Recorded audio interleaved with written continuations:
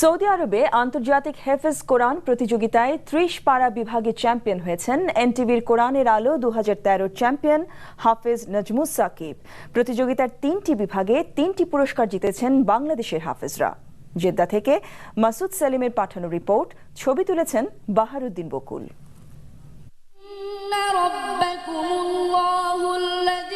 বিশ্বের ৭০টি দেশের অংশগ্রহণে সৌদি আরবের মক্কায় অনুষ্ঠিত হয়েছে হেফজ কোরআন প্রতিযোগিতা। এর মধ্যে ৩০ পারা গ্রুপে প্রথম স্থান অর্জন করেছেন ঢাকার যাত্রাবাড়ির হাফিজুল কোরআন মাদ্রাসার ছাত্র নাজমুস সাকিব। পুরস্কার হিসেবে ৮০,০০০ সৌদি রিয়াল এবং সনদপত্র তার হাতে তুলে দেন সে দেশের ধর্মমন্ত্রী ও বাইতুল হারাম শরীফের ইমাম আব্দুর রহমান আল সুদাইস।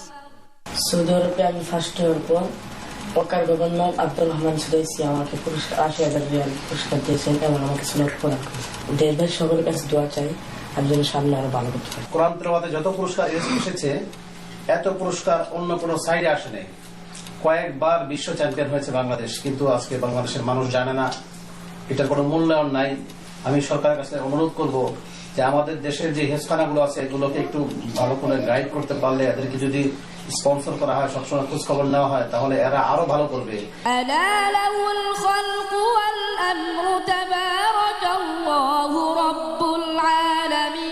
হাফেজ নাজমুস সাকিবের সাফল্যের যাত্রা শুরু হয়েছিল এনটিভি আয়োজিত পিএইচপি কোরআনের আলো প্রতিযোগিতা ২০১৩-তে প্রথম হবার মধ্য দিয়ে।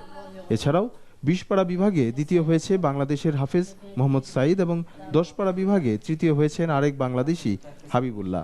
পুরস্কার হিসেবে তারা যথাক্রমে ৬০,০০০ ও ৪০,০০০ রিয়াল এবং সনদপত্র পেয়েছেন।